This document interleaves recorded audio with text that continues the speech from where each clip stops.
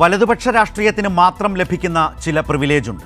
ജനാധിപത്യ മതനിരപേക്ഷ മൂല്യങ്ങൾക്ക് നിരക്കാത്ത പണി ചെയ്താലും UDFിൻ്റെ വലതുപക്ഷ രാഷ്ട്രീയത്തിന് മാത്രം ലഭിക്കുന്ന പ്രിവിലേജ്.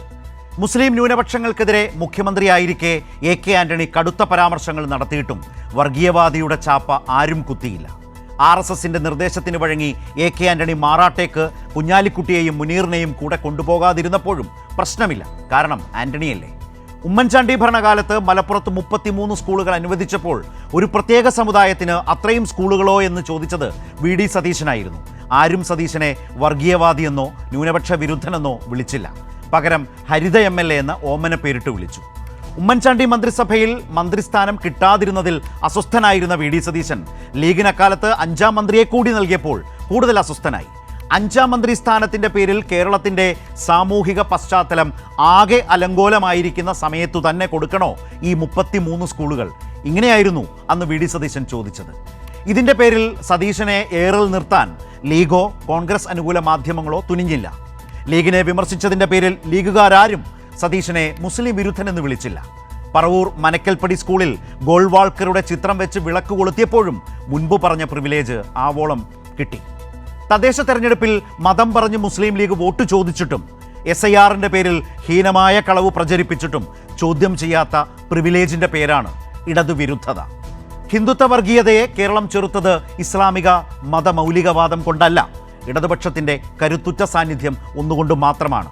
കോൺഗ്രസ് ആയിരുന്നു BJPക്ക് മറുപടിയെങ്കിൽ രാജ്യത്തിൻ്റെ മറ്റിടങ്ങളിൽ എന്ന പോലെ കേരളവും എന്നേ ആകുമായിരുന്നു. RSSനെ പോലെ മതരാഷ്ട്രവാദികളായ വെൽഫെയർ പാർട്ടിയെ ഒക്കത്ത് വെച്ച് മതേതരത്വം പറയുമ്പോൾ ഇതൊക്കെ ഓർമ്മിപ്പിക്കേണ്ടി വരും. മതനിരപേക്ഷ മുഖം മൂടി അണിഞ്ഞാൽ വലതുപക്ഷ രാഷ്ട്രീയത്തിൻ്റെ വർഗീയ മുഖം മറച്ചു പിടിക്കാനാവുമോ? ഈ ചോദ്യമാണ് ഇന്ന് ന്യൂസ് ആൻഡ് വ്യൂസ് ചർച്ച ചെയ്യുന്നത്. ഇന്ന് ഈ ചർച്ചയിൽ പങ്കെടുക്കുന്നത് SK Sajeesh CPIM, B Reji Congress സഹയാത്രികൻ, M Jayachandran മാധ്യമപ്രവർത്തകൻ. ആദ്യം ശ്രീ സജീഷിലേക്ക്. സജീഷ്, ഇപ്പോൾ കേരളത്തിൽ ഞാനിപ്പോൾ തുടക്കത്തിൽ സൂചിപ്പിച്ചതുപോലെ രാജ്യത്തിൽ ഒരു വലിയ രാഷ്ട്രീയ ശക്തിയായി തുടർച്ചയായി രാജ്യം ഭരിക്കുന്ന പാർട്ടിയായി BJPയും സംഘ്പരിവാറും ഹിന്ദുത്വ ശക്തികളും നിൽക്കുമ്പോൾ രാജ്യത്തിൻ്റെ മറ്റിടങ്ങളിൽ നിന്ന് വ്യത്യസ്തമായി കേരളം പ്രതിരോധത്തിൻ്റെ ഒരു തുരുത്താണ്. അതിലെ കേരളത്തിലെ ഇടതുപക്ഷത്തിൻ്റെ ആ സാന്നിധ്യം തന്നെയാണ് അവിതർക്കിതമായ അതിൻ്റെ ഏറ്റവും പ്രധാനപ്പെട്ട ഘടകമായിട്ടുള്ളത്. പക്ഷേ ആ യാഥാർത്ഥ്യത്തെ വളരെ വലിയ തോതിൽ ഇല്ലാതാക്കുക എന്ന നിലയിലേക്കുള്ള വളരെ ആസൂത്രിതമായ ഒരു രീതി, ഒരു പ്രചാരണം കേരളത്തിൽ ഇനി നിയമസഭാ തെരഞ്ഞെടുപ്പിലേക്കാണ് പോകുന്നത്. തദ്ദേശ തെരഞ്ഞെടുപ്പിൽ അത് പ്രകടമായിരുന്നു. ആ രീതിയിലുള്ളൊരു പ്രചാരണം തദ്ദേശ തെരഞ്ഞെടുപ്പ് കഴിഞ്ഞ് നിയമസഭാ തെരഞ്ഞെടുപ്പ് കണക്കാക്കി മുന്നോട്ട് കൊണ്ടുപോകുമ്പോൾ സംഭവിക്കുന്നുണ്ടോ? ഇത് കേരളത്തിലെ ഇടതുപക്ഷം വിശിഷ്യ CPIM വ്യക്തമായി തിരിച്ചറിയുന്നുണ്ടോ? നിങ്ങളെ മുസ്ലിം വിരുദ്ധരായി ഒരു ഭാഗത്ത് ചിത്രീകരിക്കാൻ ശ്രമിക്കുക, BJPയുമായി അന്തർധാരയുള്ളവരായി ചിത്രീകരിക്കാൻ ശ്രമിക്കുക. ഇതിപ്പോൾ മന്ത്രി സജി ചെറിയാൻ അദ്ദേഹത്തിൻ്റെ ആ വിവാദ പ്രസ്താവനയുമായി ബന്ധപ്പെട്ട് വ്യക്തത വരുത്തി വിശദീകരണം നടത്തുമ്പോഴും അത് ഇടതുപക്ഷത്തിന് മാത്രം ചെയ്യേണ്ടി വരുന്നതായിട്ടുള്ള ഒരു സാഹചര്യമുണ്ട്. അതാണ് ഞാൻ നേരത്തെ സൂചിപ്പിച്ചത്. അപ്പോൾ ഈ രീതിയിലൊക്കെ കേരളത്തിൽ ഇടതുപക്ഷത്തിനെതിരെ വളരെ ആസൂത്രിതമായ ഒരു പ്രചാരണം ന്യൂനപക്ഷങ്ങൾക്കിടയിൽ വളരെ ശക്തമായി തുടരുകയാണോ? ഇടതുപക്ഷം അത് തിരിച്ചറിയുന്നുണ്ടോ?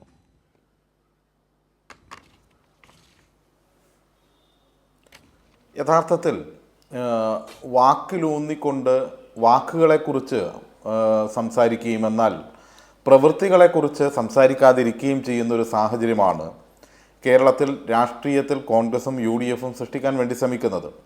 അവർ യഥാർത്ഥത്തിൽ സകല വർഗീയതയും വളർത്തുകയാണ്. നേരത്തെ ശ്രീ ശരത്ത് താങ്കളുടെ ഇൻട്രോയിൽ പറഞ്ഞ പോലെ രാജ്യത്ത് BJP അധികാരത്തിലേക്ക് വരുന്നു. എങ്ങനെയാണ് രാജ്യത്ത് BJPക്ക് അധികാരത്തിലേക്ക് വരാൻ വേണ്ടി കഴിഞ്ഞത്? ഇന്ത്യൻ മതനിരപേക്ഷതയെ എങ്ങനെയാണ് BJPക്ക് പോറലേൽപ്പിക്കാൻ വേണ്ടി കഴിഞ്ഞത്? അതിനുള്ള അവസരം ഓരോ സംസ്ഥാനങ്ങളിലും ഒരുക്കി കൊടുത്തത് കോൺഗ്രസ് ആയിരുന്നു. നിരവധിയായ ഉദാഹരണങ്ങളുണ്ട്. വിശദമായ കാര്യങ്ങളിലേക്ക് ഞാൻ പോകുന്നില്ല. ആ അർത്ഥത്തിൽ പറഞ്ഞാൽ ഇപ്പോൾ കോൺഗ്രസ്സുകാർ പ്രചരിപ്പിക്കുന്നത് പോലെ കോൺഗ്രസ് ഒരു വിസ്മയമാണ്. ആ വിസ്മയത്തിൻ്റെ ഏറ്റവും ഒടുവിലത്തെ കാഴ്ചയാണ് നമ്മൾ കണ്ടത്. ബീഹാറിൽ രാഹുൽ ഗാന്ധി വോട്ട് ചോരി യാത്ര അവിടെ മുഴുവൻ നടത്തി വലിയ മൊബിലൈസേഷൻ ഉണ്ടാക്കി. പക്ഷേ 6 MLAമാരെ മാത്രമേ വിജയിപ്പിക്കാൻ വേണ്ടി കഴിഞ്ഞിട്ടുള്ളൂ. അവരിപ്പോൾ NDAയുടെ ക്യാമ്പിലെത്തിയിരിക്കുന്നു. ഇത് എങ്ങോട്ടാണ് നയിക്കുന്നത് എന്നതിൻ്റെ സൂചനയാണ്.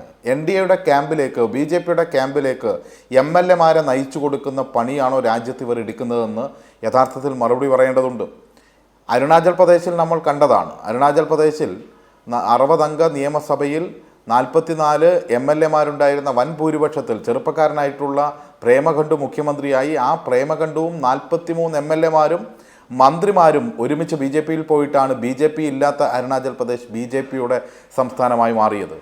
ഇന്ന് ഈ രാജ്യത്തെ ഏറ്റവും വലിയ ന്യൂനപക്ഷ വേട്ട നടത്തുന്ന ആസാമിൽ ഹേമന്ത് വിശ്വ ശർമ്മ പഴയ കോൺഗ്രസിൻ്റെ നേതാവല്ലേ?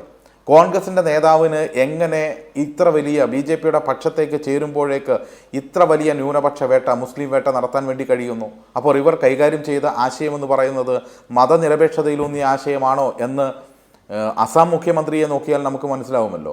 ബിരൻ സിംഗിനെ നോക്കിയാലും അത് മനസ്സിലാകും. മണിപ്പൂരിൽ, അതുപോലെ തന്നെ ത്രിപുരയിൽ മണിസ്വാഹ പ്രതിപക്ഷ നേതാവായിരുന്നില്ലേ? ഇവിടുത്തെ VD സതീശനെ പോലെ പ്രമുഖനായിരുന്നല്ലോ പ്രതിപക്ഷ നിരയിൽ. BJP-യുടെ മുഖ്യമന്ത്രിയായില്ലേ? കോൺഗ്രസിൻ്റെ നേതാവായിരുന്നല്ലോ. 12 MLA-മാരെ സഭയിൽ MLA-മാരില്ലാത്ത BJP-ക്ക് നൽകിക്കൊണ്ടാണ് ത്രിപുരയിൽ കോൺഗ്രസ് BJP-ക്ക് അധികാരം നൽകിയത്. ഓരോ സംസ്ഥാനങ്ങളിലും ഇങ്ങനെ പരിശോധിച്ചാൽ വിശദാംശങ്ങളിലേക്ക് പോകേണ്ടി വരും. 1 ഡസനിലധികം മുഖ്യമന്ത്രിമാർ BJP-യിലേക്ക് കോൺഗ്രസിൽ നിന്ന് പോവുകയാണ്.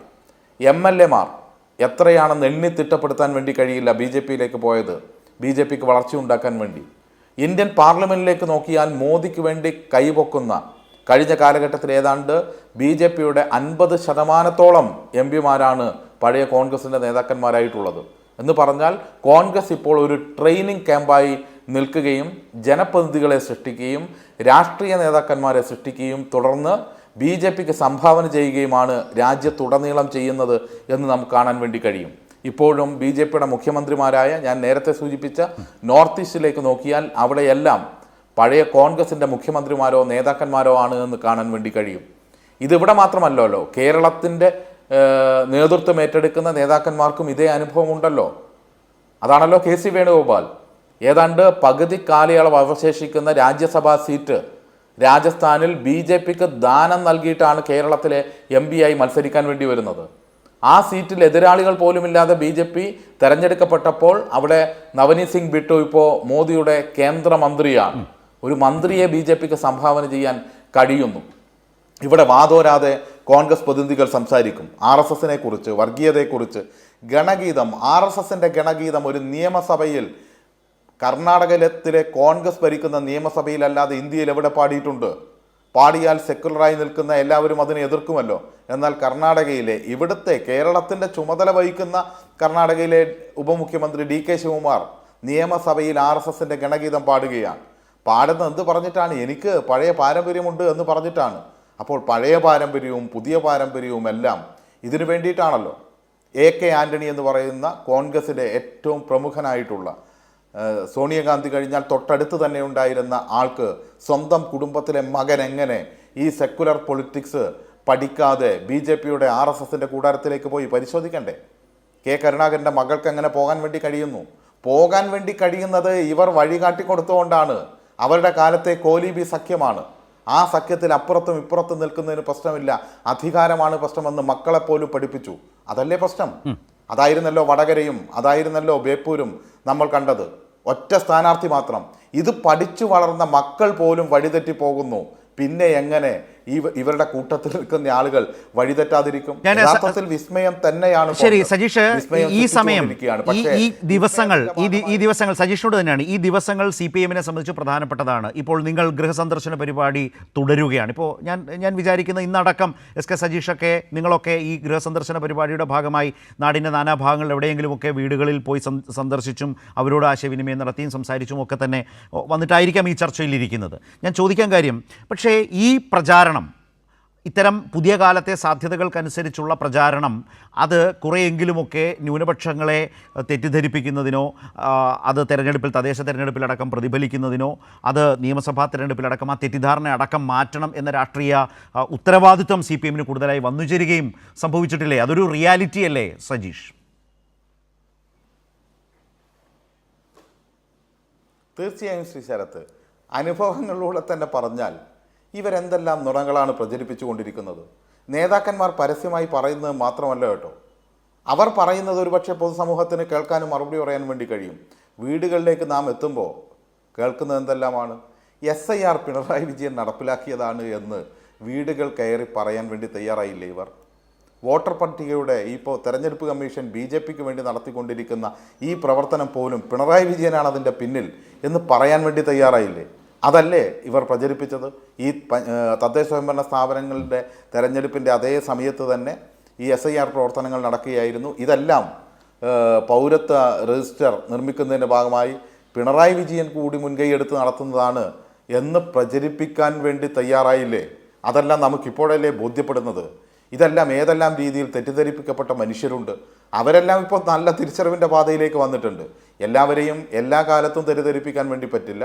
കുറച്ചാളുകളെ കുറച്ച് കാലത്തേക്ക് മാത്രമേ സാധ്യമാകൂ എന്ന് പറഞ്ഞ പോലെ ആ തെറ്റിദ്ധാരണയെല്ലാം ഇപ്പോൾ നല്ലവണ്ണം മാറിയിട്ടുണ്ട്. മാറിയതെങ്ങനെയാണ്? അനുഭവങ്ങളിൽ നിന്നാണ്.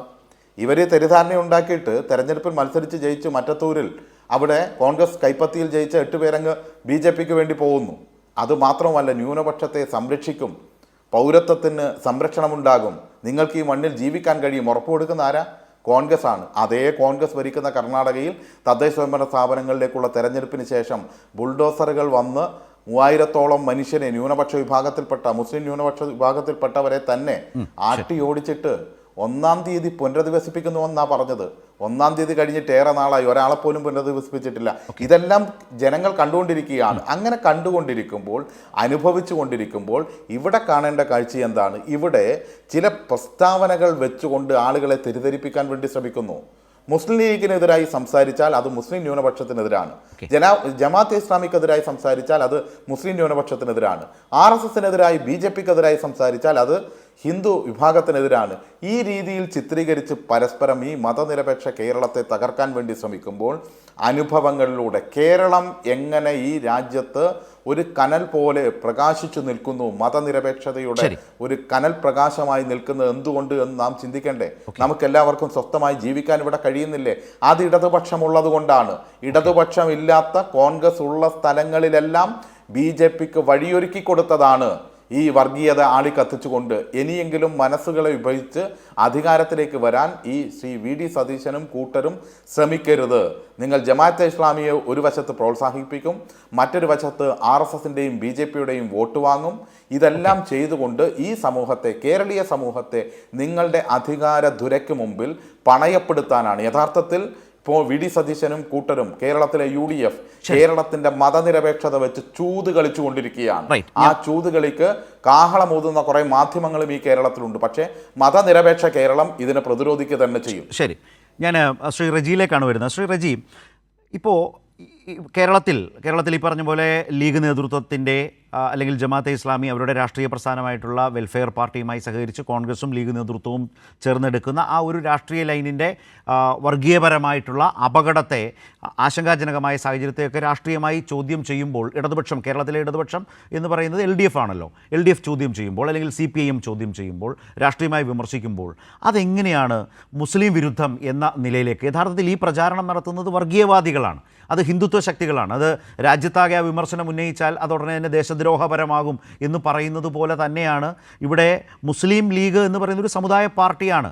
ജമാഅത്തെ ഇസ്ലാമിയെ പോലെ മതരാഷ്ട്രവാദികളായിട്ടുള്ള RSSനെ പോലെ തന്നെ അപ്പുറത്ത് മതരാഷ്ട്രവാദികളായിട്ടുള്ള ജമാഅത്തെ ഇസ്ലാമിയുടെ രാഷ്ട്രീയ പാർട്ടിയാണ് വെൽഫെയർ പാർട്ടി. ഈ തെരഞ്ഞെടുപ്പിലടക്കം സഹകരിച്ചു.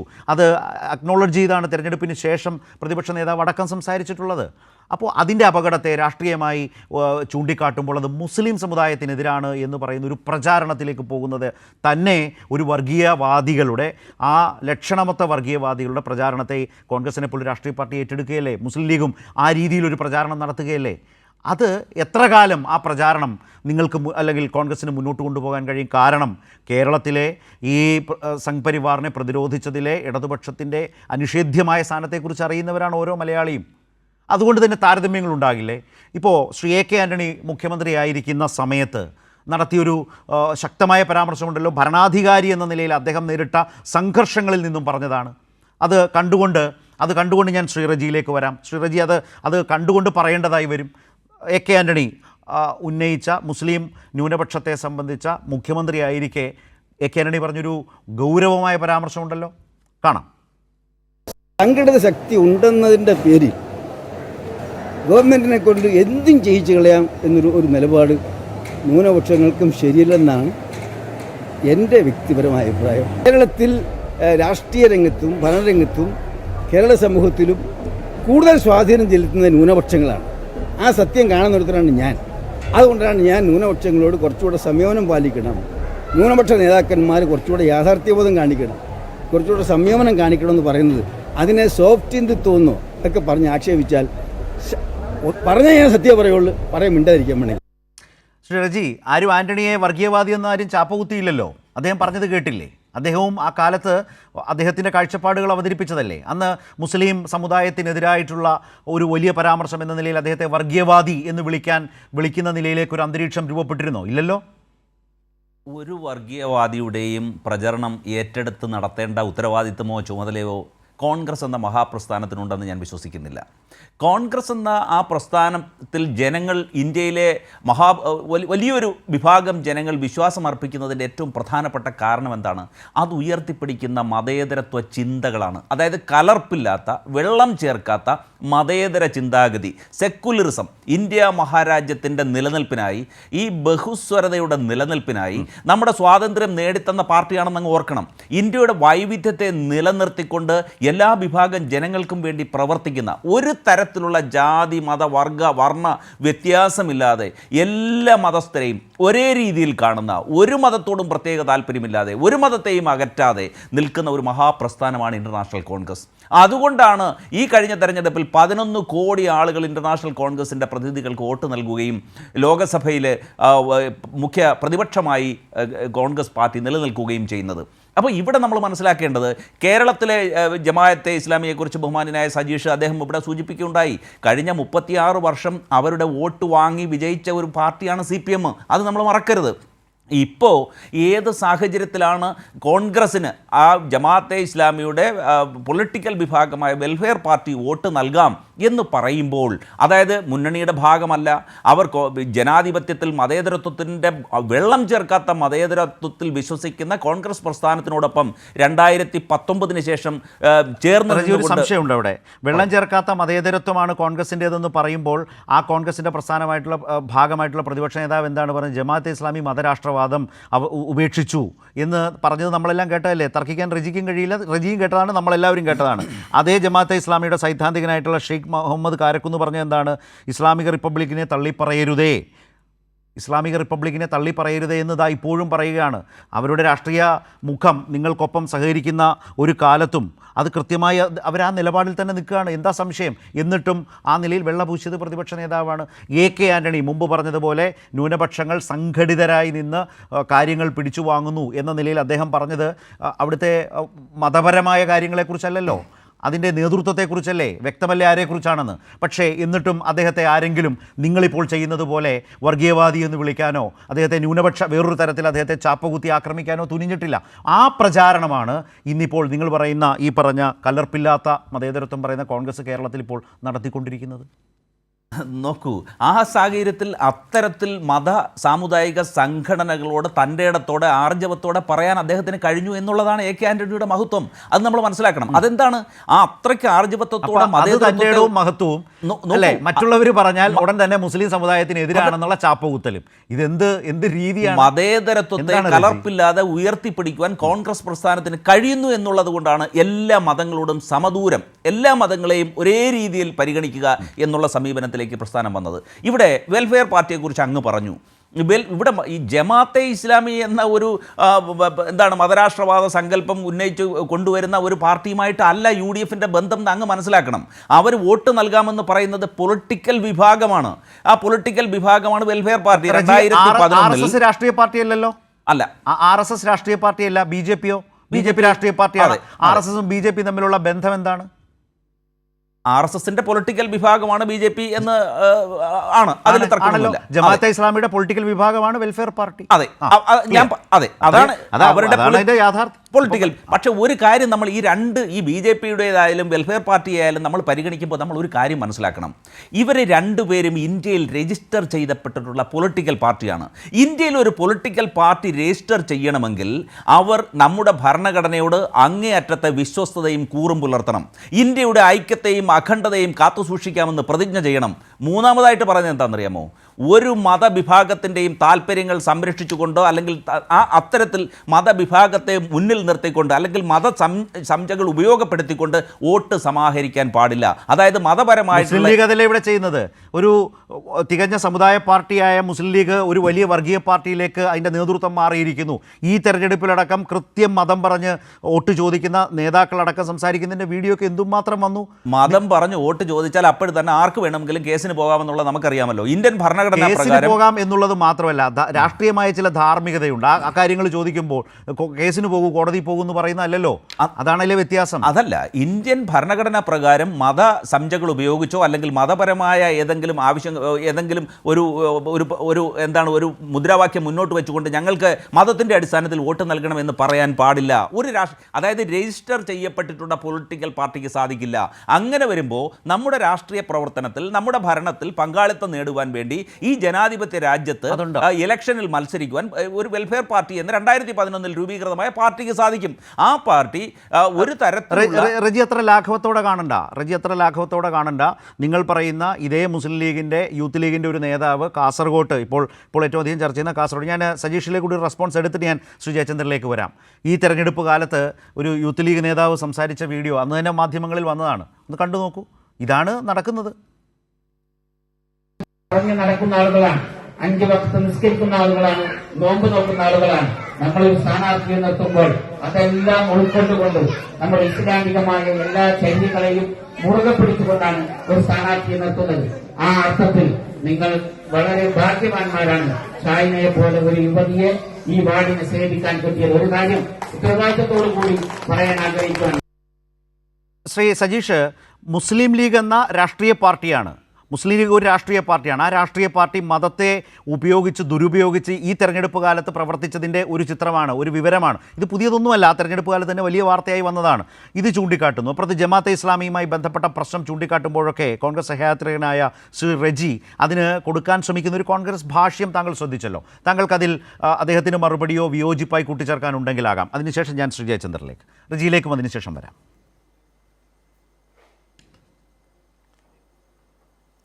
അല്ല, ഒരു കാര്യം എന്താ വെച്ചാൽ താങ്കളിപ്പോൾ ഇവിടെ കാണിച്ചിരിക്കുന്ന ഈ വിഷ്വൽ, ആ വിഷ്വൽ യൂത്ത് ലീഗിൻ്റെ സംസ്ഥാന വൈസ് പ്രസിഡന്റ് അഷ്റഫ് എടനീർ പറഞ്ഞ കാര്യമാണ്. അതായത് ഒരു സംഘടനയുടെ സംസ്ഥാന നേതൃത്വത്തിൽ പ്രവർത്തിക്കുന്നയാളാണ് പറഞ്ഞിട്ടുള്ളത്. എന്തെല്ലാമാണ് ഇവർ കാട്ടിയത്? ഇതേ സ്ഥലത്ത് തന്നെയാണല്ലോ പള്ളിക്ക് നേരെ അക്രമം ഉണ്ടാകുന്നു, പള്ളി പൊളിക്കുന്നു എന്ന് പറഞ്ഞിട്ട് അവരുടെ ഒരു സ്ഥാനാർത്ഥി വലിയ കലാപം ഉണ്ടാക്കുന്ന രീതിയിൽ വിളിച്ചു പറയുന്ന വോയിസ് നമ്മൾ കേട്ടിട്ടുള്ളതല്ലേ? എന്തുകൊണ്ട് ഇവരിങ്ങനെയാകുന്നു? അപ്പുറത്ത് മതമാണ് പ്രശ്നം എന്ന് പറയുന്ന KM ഷാജി, നേരത്തെ ശ്രീ റജി ഭരണഘടനയെക്കുറിച്ചും ഭരണഘടനാപരമായി ഉയർത്തിപ്പിടിക്കേണ്ട മൂല്യങ്ങളെക്കുറിച്ചും എല്ലാം പറഞ്ഞു. രാഷ്ട്രീയത്തിൽ മതം കൊണ്ടുവരരുത് എന്നെല്ലാം ഉള്ളതിനെക്കുറിച്ച് പറഞ്ഞു. അങ്ങനെ ചെയ്തതിൻ്റെ പേരിൽ തെരഞ്ഞെടുപ്പിൽ അയോഗ്യനാക്കപ്പെട്ട ഒരാളാണ് KM ഷാജി. നിങ്ങൾ എന്ത് നിലപാടാണ് ആ ആളോട് സ്വീകരിക്കുന്നത്? അദ്ദേഹമാണ് വീണ്ടും ഇത് പറഞ്ഞുകൊണ്ടിരിക്കുന്നത്. അധികാരത്തിലേക്ക് വരുന്നത് ഒരു വിഭാഗത്തിന് വേണ്ടിയാണ് എന്ന് പ്രചരിപ്പിക്കുന്ന രീതിയിൽ പരസ്യമായി പറയുക. ഇതിനോട് വിയോജിപ്പ് പ്രകടിപ്പിക്കാൻ നിങ്ങളുടെ നേതൃത്വം തയ്യാറായിട്ടുണ്ടോ? നിങ്ങളുടെ നേതൃത്വം തയ്യാറാകുന്നില്ല എന്ന് മാത്രമല്ല, നിങ്ങൾ അതിനെ ഒരു വശത്ത് പ്രോത്സാഹിപ്പിക്കുന്നു. അപ്പുറത്ത് നിങ്ങളുടെ കൂടെ നിൽക്കുന്ന കക്ഷികൾ, ശശി തരൂർ ഉൾപ്പെടെയുള്ള ആളുകൾ മോദിയെ സ്തുതിക്കുന്നു. മോദിയെ ഇത്രമേൽ സ്തുതിക്കുന്ന ഒരാൾ വേറെ ഉണ്ട് എന്ന് കരുതാൻ വേണ്ടി പറ്റുമോ? മോദിയെ സ്തുതിക്കാൻ വേണ്ടി നിങ്ങളുടെ നേതൃത്വമായ സോണിയാഗാന്ധിയെയും പ്രിയങ്ക ഗാന്ധിയെയും രാഹുൽ ഗാന്ധിയെയും ഉൾപ്പെടെയുള്ള ആളുകളുടെ അവരുടെ കുടുംബവാഴ്ചയെ ഉൾപ്പെടെ തള്ളിപ്പറയുന്നു. എന്നിട്ട് പോലും ഒറ്റ അക്ഷരം പ്രതികരിക്കാൻ തയ്യാറാകാതെ നിസ്സംഗമായി നിൽക്കുന്ന കോൺഗ്രസെ നിങ്ങളാണോ മതനിരപേക്ഷവാദികൾ എന്ന് പറയുന്നത്? കലർപ്പില്ലാത്ത മതനിരപേക്ഷതയാണ്. ഞാനതിന്റെ വിശദാംശങ്ങളിലേക്കൊന്നും പോകുന്നില്ല. കലർപ്പില്ലാത്ത മതനിരപേക്ഷത, നിങ്ങൾ ഈ ചരിത്രമൊക്കെ പറഞ്ഞുകൊണ്ട് ചോദിക്കുകയാണ്. നിങ്ങൾ കലർപ്പില്ലാത്ത മതനിരപേക്ഷതയുള്ള നിങ്ങളെ എന്തുകൊണ്ട് സംഘപരിവാരം എതിർക്കുന്നില്ല? നിങ്ങൾ ഭരണഘടനയും സ്വാതന്ത്ര്യ സമര പോരാട്ടത്തെക്കുറിച്ച് പറഞ്ഞു. 1925 RSS രൂപീകരിക്കുന്നത്. RSSന്റെ താത്വിക ഗ്രന്ഥമായിട്ടുള്ള വിചാരധാരയിൽ ഒന്നാമത്തെ ശത്രുവായി മുസ്ലിമിനെയും രണ്ടാമത്തെ ശത്രുവായി ക്രിസ്ത്യാനിയെയും മൂന്നാമത്തെ ശത്രുവായി കമ്മ്യൂണിസ്റ്റുകാരെയും കാണുന്നു. അവരെ ഉന്മൂലനം ചെയ്യണമെന്നാണ് ആഹ്വാനം ചെയ്യുന്നത്. എന്തേ നിങ്ങൾ ഈ പറഞ്ഞ മതനിരപേക്ഷത ഉയർത്തിപ്പിടിക്കുന്ന ഇന്ത്യയിലെ കോൺഗ്രസ് ഒരു 4ാമത്തെയോ 5ാമത്തെയോ 10ാമത്തെയോ ശത്രുവായി ആ വിചാരധാരയിൽ പരാമർശിക്കപ്പെടാതെ പോയതിൻ്റെ കാരണം ആ വിചാരധാര എഴുതി ഉണ്ടാക്കിയ ഈ പറഞ്ഞ ആശയത്തെ ഇന്ത്യൻ സമൂഹത്തിലേക്ക് വിഷലിപ്തമായി കടത്തിയ ഗോൾവാൾക്കറിൻ്റെ ചിത്രത്തിന് താഴെ തിരികൊളുത്താൻ കോൺഗ്രസിൻ്റെ നേതാവുണ്ടാകും വി.ഡി. സതീശനെ പോലെ. അതുകൊണ്ട് അവർ ശത്രുവല്ല എന്നറിയുന്നത് കൊണ്ട് തന്നെയാണ്. അതാ വ്യത്യാസം. ഞങ്ങൾ അതിന് കിട്ടില്ല, തല പോയാലും അതിന് നിൽക്കില്ല. ഗോൾവാൾക്കറിൻ്റെ ചിത്രത്തിൻ്റെ താഴെ തല താഴ്ത്തി തിരി തെളിക്കാൻ ഒരു കമ്മ്യൂണിസ്റ്റുകാരനെയും കിട്ടില്ല. അങ്ങനെ തെളിച്ചാൽ ആ കമ്മ്യൂണിസ്റ്റുകാരൻ മരിച്ചു എന്നതിൻ്റെ അർത്ഥം. പിണറായി വിജയൻ്റെ തലയ്ക്ക് വില പറയുമ്പോഴാണ് സതീശൻ തല കുനിച്ച് ഗോൾവാൾക്കറുടെ ചിത്രത്തിന് മുന്നിൽ ഈ തിരി കൊളുത്തുന്നത്. ഇതാ ഞങ്ങൾ തമ്മിലുള്ള വ്യത്യാസം.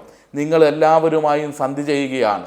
ആ സന്ധി ചെയ്യൽ കേരളത്തിന് അപകടമാണ് എന്ന് മാത്രമാണ് ഞങ്ങൾ പറഞ്ഞു വെക്കുന്നത്. അത് തിരിച്ചറിയാൻ മതനിരപേക്ഷ കേരളത്തിന് സാധ്യമാകും. റൈറ്റ്. ശ്രീ ജയചന്ദ്രൻ, നിരവധി ഉദാഹരണങ്ങളിലൂടെ കോൺഗ്രസും മുസ്ലിം ലീഗും എത്രമാത്രം അപകടകരമായൊരു വർഗീയതയുടെ രാഷ്ട്രീയ കളി നടത്തുന്നു എന്ന് കേവലം പറഞ്ഞു പോവുകയില്ല. എത്ര ഉദാഹരണങ്ങളാണ്, ഒന്നും ആവർത്തിക്കേണ്ട കാര്യമില്ല.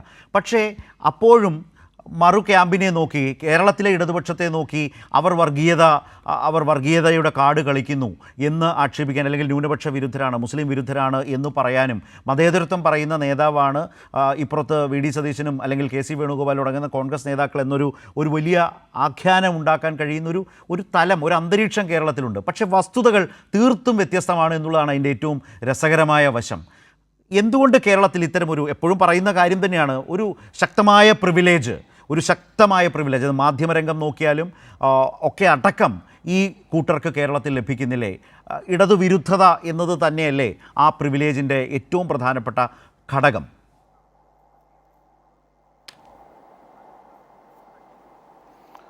അതിൽ സംശയമില്ല.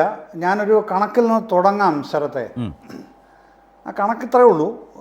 പിന്നെ ഗഹനമായ കാര്യങ്ങളൊന്നും ലളിതമായ നമുക്ക് എളുപ്പം മനസ്സിലാവുന്നൊരു കണക്കാണ്. ഈ കഴിഞ്ഞ തദ്ദേശ സ്വയംഭരണ തെരഞ്ഞെടുപ്പിൻ്റെ റിസൾട്ട് മലപ്പുറം ജില്ല, ആ ജില്ലയിൽ അവിടുത്തെ കോൺഗ്രസിൻ്റെ ആകെ ജനപ്രതിനിധികൾ 666 ആകെ ജനപ്രതിനിധികൾ മലപ്പുറം ജില്ലയിൽ കോൺഗ്രസിൻ്റേത് 666. അതിൽ മുസ്ലിങ്ങളല്ലാത്ത ജനപ്രതിനിധികൾ, അതായത് അമുസ്ലിങ്ങൾ എന്ന് പറയാവുന്നത് 319 പേരാണ്. ഈ 666-ൽ അമുസ്ലിങ്ങൾ 319 പേരാണ്.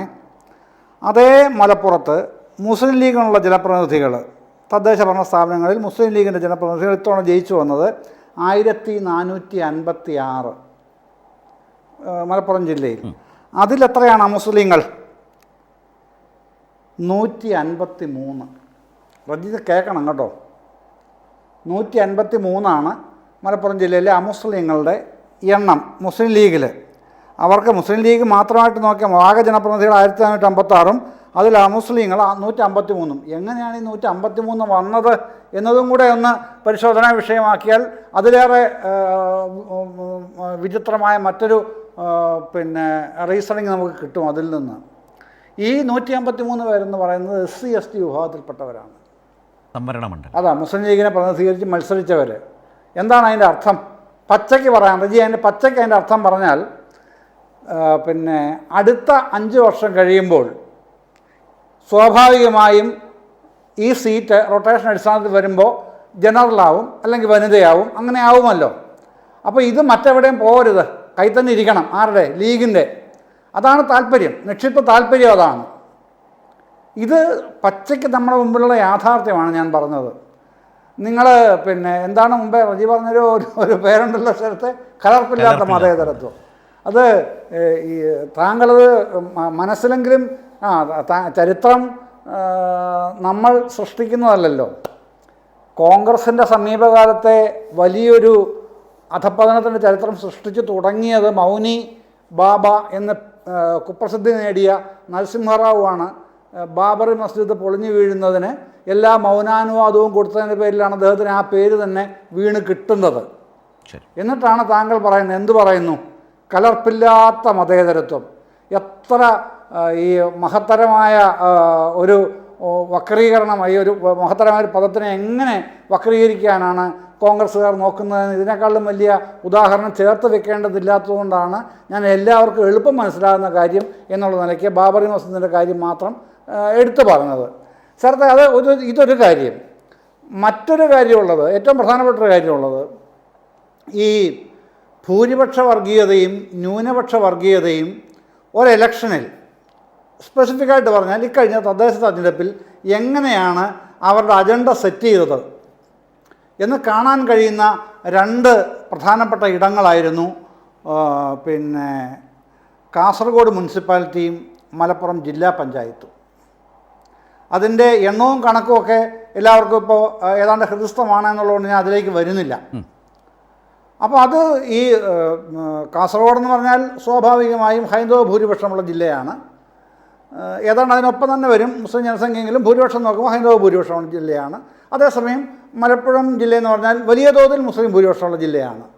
അവിടെ പിന്നെ ഈ ന്യൂനപക്ഷ വർഗീയത എങ്ങനെയാണ് അവിടെ അജണ്ട സെറ്റ് ചെയ്തത്, എങ്ങനെയാണ് അവർ അധികാരത്തിലേക്ക് വന്നത്, അതുപോലെ തന്നെ അപ്പുറത്ത് കാസർഗോഡ് മുനിസിപ്പാലിറ്റിയിൽ പിന്നെ 12 പേരാണ് BJPയുടെ വിജയിച്ച് കയറിയത്. എങ്ങനെയാണ് ആ ഹൈന്ദവ ഭൂരിപക്ഷ മേഖലയിൽ ഈ കാസർഗോഡ് മുനിസിപ്പാലിറ്റിയിൽ അവർ ജയിച്ചു വന്നത്? അത് കാണണ്ടേ? അത് പിന്നെ അവിടെ മാത്രമായിട്ടാണോ നിൽക്കുന്നത്? അതൊരു ക്ലാസിക്കൽ എക്സാമ്പിളായിട്ട് നമ്മുടെ മുമ്പിൽ ഉയർന്നു നിൽക്കുമ്പോൾ അതെടുത്ത് പറയണമെന്ന്. അതാണ് ഒരു മതേതര സംവിധാനത്തിൽ പ്രവർത്തിക്കുന്ന രാഷ്ട്രീയ പാർട്ടികളാണല്ലോ ഇവിടെ കേരളത്തിൽ എല്ലാവരും ഉള്ളത്. പിന്നെ റജി ശരിയായി ചൂണ്ടിക്കാണിച്ചതുപോലെ ഇലക്ഷൻ കമ്മീഷൻ രജിസ്റ്റർ ചെയ്തിട്ട് പ്രവർത്തിക്കാൻ പറ്റും. ഓക്കെ, അങ്ങനെ തന്നെ. പക്ഷേ അത്തരം കക്ഷികൾ ചെയ്യുന്ന പണി ഇത്തരത്തിലുള്ളതാവുമ്പോൾ അത് BJP ഓറിയൻറ്റഡ് ആണെങ്കിലും കോൺഗ്രസ് ലീഗ് ഓറിയൻറ്റഡ് ആണെങ്കിലും അത് പറഞ്ഞു തന്നെ പോകണം റജി. അതാണ് അതിൻ്റെ വസ്തുത. ഇപ്പോൾ കോൺഗ്രസിൻ്റെ നേതാക്കളടക്കം CPIM ചാർത്തി കൊടുത്തൊരു ഒരു മുദ്രയുണ്ടല്ലോ. എന്താണ്? പിന്നെ ലെഫ്റ്റ് ഹിന്ദുത്വ, ഇടത് ഹിന്ദുത്വ എന്നാണല്ലോ നിങ്ങളടക്കം ചാർത്തി കൊടുത്ത ഒരു മുദ്ര. എന്തെങ്കിലും വസ്തുതയുണ്ടോ അതുമായി ബന്ധപ്പെട്ട് പറയുമ്പോൾ? അത് ആരാണ് ഉയർത്തിക്കൊണ്ട് വന്നത്? ജമാഅത്തെ ഇസ്ലാമി. ജമാഅത്തെ ഇസ്ലാമിയാണ് ആ ടെർമിനോളജി കൊണ്ടുവരുന്നത്. കേരള രാഷ്ട്രീയത്തിൽ സമീപകാലത്ത് ഇടത് ഹിന്ദുത്വ എന്നുള്ള ടെർമിനോളജി കൊണ്ടുവരുന്നത് ജമാഅത്തെ ഇസ്ലാമിയുടെ ഹാൻഡിലുകളും അതുമായി ബന്ധപ്പെട്ട് നിൽക്കുന്ന തിങ്ക് ടാങ്കുകളുമാണ്. അത് ഏറ്റുപിടിക്കുകയാണ് കോൺഗ്രസ് ചെയ്യുന്നത്.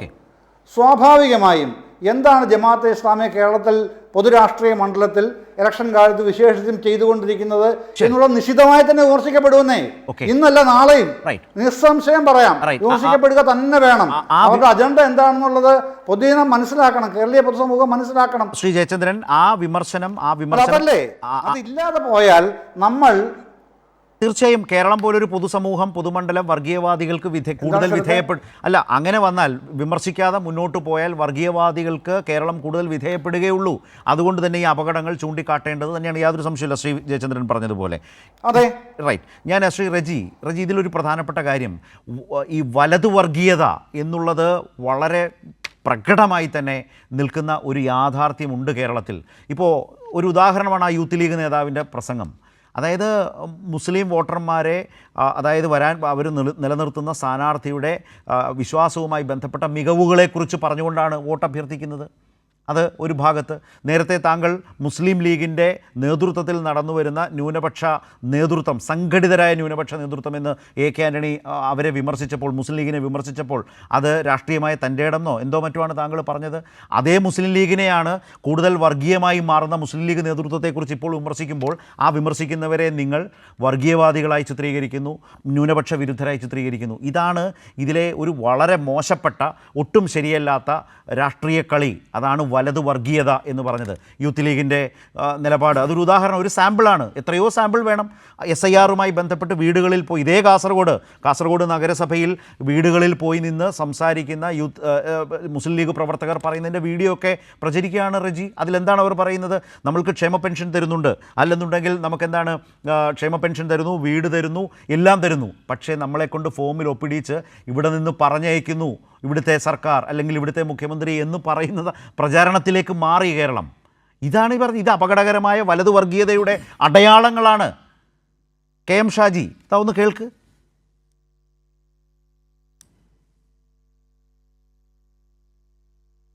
മതമല്ല മതമല്ല മതമല്ല പ്രശ്നം എന്നാ കേട്ടോ, ഞങ്ങൾക്ക് മതമാണ് മതമാണ് മതമാണ് പ്രശ്നം. മറ്റൊന്നുകൂടിയുണ്ട്. ഞാൻ ചോദിക്കട്ടെ, ഭരണം വേണമല്ലോ, ഭരണം തിരിച്ചു പിടിക്കാൻ കഴിയും. ഒരു സംശയക്കാര്യത്തിലില്ല. പക്ഷെ ഒരു കാര്യം നിങ്ങൾ ഓർത്തോ, ഭരിക്കുന്നത് MLA-മാരുടെയും മന്ത്രിമാരുടെയും എണ്ണം കൂട്ടാൻ മാത്രമായിരിക്കില്ല. നഷ്ടപ്പെട്ടു പോയ 9.5 കൊല്ലത്തിന്റെ ആനുകൂല്യങ്ങൾ തിരിച്ചു പിടിച്ച് ആ സമുദായത്തിന് വകവെച്ചു കൊടുക്കാൻ അല്ലെങ്കിൽ ഈ പണിക്ക് നിൽക്കരുത്. അവർക്കത് കിട്ടണം, അതവർക്ക് ലഭ്യമാക്കാനുള്ള പോരാട്ടമാവണം. KM ഷാജിയുടെ ഈ പ്രസംഗത്തെ ഒന്ന് തിരിച്ചു പിടിക്കാൻ പോകുന്ന ഭരണത്തെ സംബന്ധിച്ച് KM ഷാജിയെ പോലെയുള്ള നേതാക്കൾ വിഭാവനം ചെയ്യുന്നത് എങ്ങനെ എന്നതാണ്. ഒന്ന് വിശദീകരിച്ചാൽ കൊള്ളാം. അദ്ദേഹത്തിൻ്റെ മുൻപ് മതം തന്നെയാണ് പ്രശ്നം എന്ന് പറയുന്ന അദ്ദേഹത്തിൻ്റെ കാഴ്ചപ്പാട്, യൂത്ത് ലീഗിൻ്റെ ആ നേതാവ് വോട്ട് പിടിക്കാനായി പറഞ്ഞ കാര്യങ്ങൾ, കലർപ്പില്ലാത്ത മതേതരത്വത്തിൻ്റെ ഏറ്റവും എന്താ പറയുക ഊഷ്മളമായ ഒരു ഒരു ഒരു ഒരു അനുഭവമായി റജിക്ക് തോന്നുന്നതെങ്കിൽ ഒന്ന് പറഞ്ഞു തന്നാൽ കൊള്ളാം. നോക്കൂ, കോൺഗ്രസിൻ്റെ ശ്രീ ശരത്ത്, ഈ കോൺഗ്രസിനെ നേരത്തെ ബഹുമാന്യനായ സജീഷ് അദ്ദേഹം സൂചിപ്പിക്കുകയുണ്ടായി കോൺഗ്രസിനെ എന്തുകൊണ്ട് RSS ശത്രുവായി കരുതുന്നില്ല എന്ന്. അങ്ങ് ബോധപൂർവം മറച്ചു വയ്ക്കാൻ ശ്രമിക്കുകയാണ്. കോൺഗ്രസ് വിമുക്ത ഭാരതം, കോൺഗ്രസിൽ നിന്ന് മുക്തി നേടുന്ന, അല്ലെ കോൺഗ്രസിനെ ഇന്ത്യ മഹാരാജ്യത്ത് നിന്ന് ഒഴിവാക്കുക എന്നുള്ളതാണ് BJPയുടെ ഏറ്റവും പ്രധാനപ്പെട്ട ആശയവും അങ്ങനെ ഒരു പ്രചാരവുമാണ് അവർ നൽകിക്കൊണ്ടിരിക്കുന്നത്. അതല്ല പറഞ്ഞത്, അദ്ദേഹം പറഞ്ഞത് വിചാരധാരയ്ക്കകത്ത് എന്തേ കോൺഗ്രസിനെ ഒരു ആഭ്യന്തര ശത്രുക്കളായി കണ്ടതേ ഇല്ല എന്നാണ്. കമ്മ്യൂണിസ്റ്റുകളെ കണ്ടു, ക്രിസ്ത്യാനികളെ കണ്ടു, മുസ്ലിങ്ങളെ കണ്ടു. 4-മത്തെയോ 5-മത്തെയോ ശത്രുക്കളായി വിചാരധാരയിൽ ഗോൾവാൾക്കർ, അദ്ദേഹത്തെ മനസ്സിലായില്ലേ? മനക്കൽപ്പടി സ്കൂളിൽ അദ്ദേഹത്തിൻ്റെ ചിത്രത്തിന് മുൻപിലെ വിളക്ക് കൊളുത്തിയാണ് VD സതീശൻ ആ ചടങ്ങിൽ വിളക്ക് കൊളുത്തിയത്. ഗോൾവാൾക്കറുടെ ചിത്രമാണ് വിചാരധാര, അതിൽ നിങ്ങൾ ശത്രുക്കളെ അല്ല. ഇതാണ് അദ്ദേഹം പറഞ്ഞത്. റജീബ്, കോൺഗ്രസ് വിമുക്ത ഭാരതം സൃഷ്ടിക്കാൻ വേണ്ടി നടക്കുന്ന ഒരു പാർട്ടി, അതിനപ്പുറം കോൺഗ്രസിനെ അവർ എതിർത്തു നിൽക്കുന്നു എന്നുള്ളതിന് മറ്റ് ദൃഷ്ടാന്തങ്ങളുടെ ആവശ്യമുണ്ടോ? അത് അവിടെ നിൽക്കട്ടെ. പിന്നെ അതിപ്പോഴത്തെ കഥയല്ലേ? വിചാരധാര എഴുതുന്ന കാലത്ത് നിങ്ങൾ തന്നെ പറഞ്ഞ രാജ്യത്തിന് സ്വാതന്ത്ര്യം നേടിത്തന്ന പാർട്ടിയെ കാണാതെ വിചാരധാര എഴുതാൻ കഴിയുമോ സംഘ് പരിവാറിന്? അവരുടെ ഏറ്റവും പ്രധാനപ്പെട്ട ഒരു ഗ്രന്ഥത്തിൽ. അതെ, ആ കാലത്ത് നിങ്ങളെ ശത്രുക്കളായി എന്ന് പറഞ്ഞാൽ അന്നത്തെ കോൺഗ്രസിനെ ശത്രുക്കളായി കണ്ടിട്ടില്ല എന്നാണ് പറഞ്ഞത്. ശരി, എങ്കിൽ ഞാൻ ആ പോയിന്റിലേക്ക് തന്നെ വരാം. ഇടത് പ്രത്യയശാസ്ത്രത്തിൻ്റെ ഏറ്റവും പ്രധാനപ്പെട്ട പ്രത്യേകത എന്താണ്? അതായത് മതം ചൂഷണം ചെയ്യാനുള്ള ഒരു ഉപകരണമാണ്. ആർക്ക്? മുതലാളിത്ത വ്യവസ്ഥിതിയിൽ മറുഭാഗത്ത് ബൂർഷ്വാസിക്ക് അവരെ ചൂഷണം ചെയ്യാനുള്ള ഒരു ഉപാധിയാണ് മതം. മനുഷ്യനെ മയക്കുന്ന കറുപ്പാണ് മതം. അത്തരത്തിലുള്ള ഒരു പ്രത്യയശാസ്ത്രത്തിൽ വിശ്വസിക്കുന്ന ഒരു കമ്മ്യൂണിസ്റ്റ് പാർട്ടിയുടെ നേതാവ്, പ്രത്യേകിച്ച് കേരളത്തിൻ്റെ സെക്രട്ടേറിയറ്റ് 17 അംഗ സെക്രട്ടേറിയറ്റിലെ ഒരു അംഗം, കേരളത്തിൻ്റെ മന്ത്രി, അദ്ദേഹം മതം നോക്കി ആളുകളുടെ വിജയിച്ചു വന്നവരെ തിരിച്ചറിയാൻ കഴിയുന്നു എന്നും ആ ഒരു ധ്രുവീകരണത്തിന്റെ ലക്ഷണം അതാണെന്നും വർഗീയതയുടെ ധ്രുവീകരണത്തെക്കുറിച്ച് അതിലുണ്ടായിട്ടുള്ള തെറ്റിദ്ധാരണകളുമായി ബന്ധപ്പെട്ട് അദ്ദേഹം പ്രതികരിച്ച് ഖേദം പ്രകടിപ്പിച്ചു. പക്ഷേ വർഗീയതയുടെ ധ്രുവീകരണം എന്ന ഗൗരവമായ പ്രശ്നം നിൽക്കുന്നു. ഞാൻ മുമ്പ് പറഞ്ഞതുപോലെ കോൺഗ്രസ് കേരളത്തിലെ ജനങ്ങളോട് പറയുന്ന കലർപ്പില്ലാത്ത മതേതരത്വത്തിൻ്റെ ഏറ്റവും ഊഷ്മളമായ അനുഭവങ്ങളാണോ KM ഷാജി? അങ്ങനെ എടുക്കണോ മലയാളി? പറഞ്ഞു തന്നോളൂ.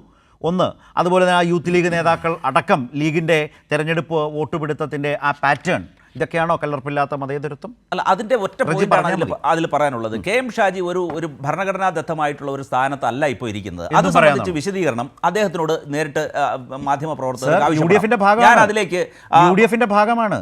നിങ്ങളുടെ MLA ആയിരുന്നു. നേരത്തെ സജീഷ് പറഞ്ഞതുപോലെ അയോഗ്യത കൽപ്പിക്കപ്പെട്ടയാളാണ് ഈ തരം പ്രവർത്തികളുടെ പേരിൽ തെരഞ്ഞെടുപ്പിൽ. കേരളത്തിലെ ഒരു പ്രതിനിധാനം ചെയ്യുന്നത് ഭരണഘടനയിൽ തൊട്ട് സത്യപ്രതിജ്ഞ ചെയ്ത് എല്ലാ വിഭാഗം ജനങ്ങളെയും തുല്യരായി പരിഗണിക്കാമെന്നും എല്ലാ വിഭാഗം ജനങ്ങളുടെയും ജാതി മത വർഗ പരിഗണനകൾക്ക് അതീതമായിട്ട് എല്ലാ ജനങ്ങളുടെയും ക്ഷേമത്തിന് വേണ്ടി പ്രവർത്തിക്കാമെന്ന് ഭരണഘടന തൊട്ട് സത്യപ്രതിജ്ഞ ചെയ്ത ഒരു മന്ത്രിയുടെ വാക്കുകളും ഏതെങ്കിലും ഒരു പൊളിറ്റിക്കൽ പാർട്ടിയിലെ ഒരു അംഗത്തിൻ്റെ പ്രസ്താവനയും തമ്മിൽ എന്ത് വളരെ വലിയ അകലമല്ലേ ഉള്ളത്? ഇവിടെ ബഹുമാനനായ നമ്മുടെ സാറ് ഞാനൊരു സംശയം ചോദിച്ചോട്ടെ. കാരണം കേരളത്തിൻ്റെ മതേതരത്വത്തിന് റജിയുടെ ഉള്ളിലറിയാം, നിങ്ങൾ പറയുന്ന മതേതരത്വത്തിന് പോറലേൽക്കുന്ന അഭിപ്രായ പ്രകടനങ്ങൾ നടത്തുന്ന ഈ ആളുകൾ എന്തേ തങ്ങൾക്ക് തെറ്റുപറ്റിയെന്ന് പറയാനോ തിരുത്താനോ ഖേദം പ്രകടിപ്പിക്കാനോ ഷാജി ഇന്നേ വരെ തയ്യാറായിട്ടില്ല. സജി ചെറിയാൻ്റെ ആ പ്രസ്താവനയിൽ തെറ്റിദ്ധാരണയുണ്ടായ ഘട്ടം വന്നപ്പോൾ ഇന്ന് അദ്ദേഹം അതിൽ ഖേദപ്രകടനം നടത്തി.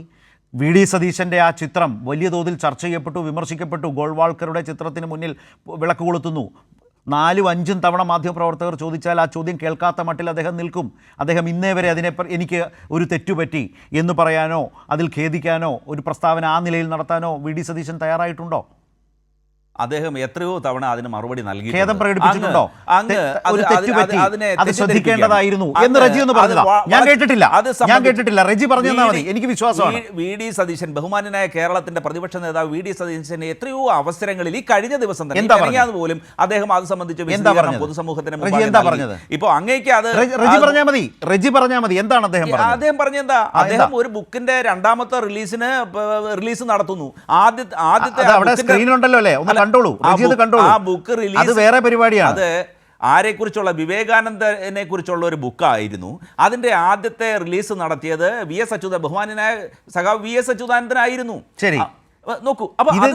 ഇത് മനക്കൽപ്പടി അദ്ദേഹത്തിന്റെ മണ്ഡലത്തിൽ മനക്കൽപ്പടി സ്കൂളിൽ നടന്ന ഒരു പരിപാടിയിലാണ്, ഒരു സ്വകാര്യ ചടങ്ങാണ്. നോക്കൂ, റജി കാണുന്നുണ്ട്, കൃത്യമായി കാണുന്നുണ്ട്. എനിക്ക് തോന്നുന്നു എസ് കെ സജീഷൻ കാണാമായിരിക്കും. സജീഷ്, റജിയുടെ വി ഡി സതീശന്റെ ഈ പ്രവൃത്തിയുമായി ബന്ധപ്പെട്ട വാദം സ്വീകാര്യമാകാത്തത് എന്തുകൊണ്ടാണ്? വി ഡി സതീശൻ പറഞ്ഞില്ലേ, പ്രതിപക്ഷ നേതാവ് പറഞ്ഞില്ലേ എന്നാണ് അദ്ദേഹം ചോദിക്കുന്നത്. എന്താ പറഞ്ഞതെന്ന് ഇപ്പോഴും മനസ്സിലായിട്ടില്ല.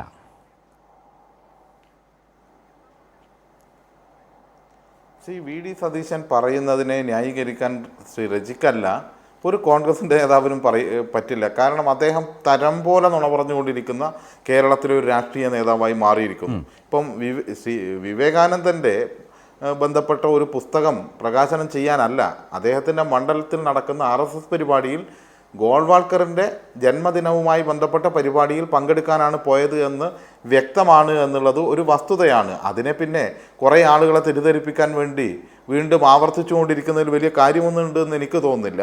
പിന്നെ ചില കാര്യങ്ങൾ കൂടി അതിൻ്റെ കൂടെ ചേർത്ത് വെച്ച് പോകേണ്ടതുണ്ട്. റജി പറഞ്ഞ കാര്യങ്ങൾ, ഒന്ന്, മതം മനുഷ്യനെ മയക്കുന്ന കറുപ്പാണ് എന്ന് മാർസിൻ്റെ ഒരു വാചകം എടുത്തുകൊണ്ട് അവരെല്ലാ സ്ഥലത്തും പ്രയോഗിക്കുകയാണ്. മാർസ് അതിനു മുമ്പേ പറഞ്ഞ കാര്യങ്ങളുണ്ട്. ഹൃദയശൂന്യമായ ലോകത്തിൻ്റെ ഹൃദയമാണ് മതമെന്ന് പറഞ്ഞിട്ടുണ്ട്.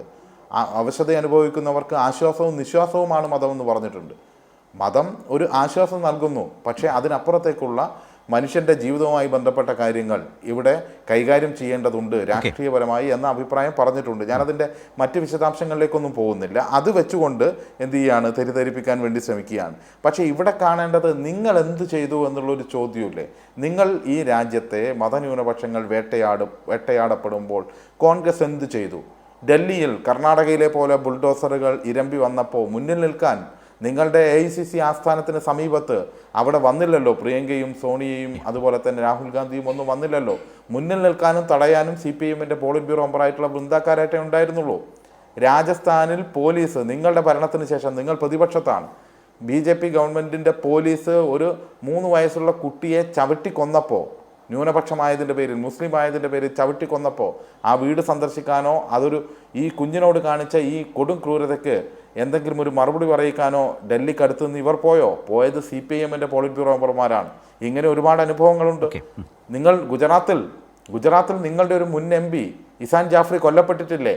ആ കൊല്ലപ്പെട്ട ഇസാൻ ജാഫ്രിയുടെ ഒരു ഓർമ്മ ദിനമെങ്കിലും എപ്പോഴെങ്കിലും നിങ്ങൾ AICC ഓഫീസിൽ ആചരിച്ചിട്ടുണ്ടോ?